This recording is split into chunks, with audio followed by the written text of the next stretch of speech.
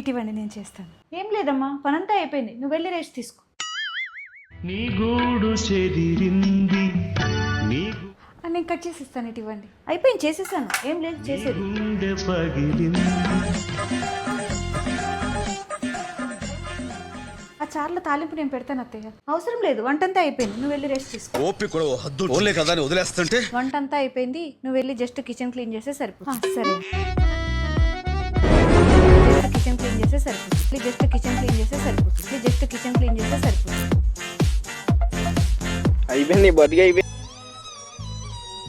ఈ క్లీనింగ్ కన్నా వంట చేసిన చాలా బెటర్. ఇప్పుడు ఎలా?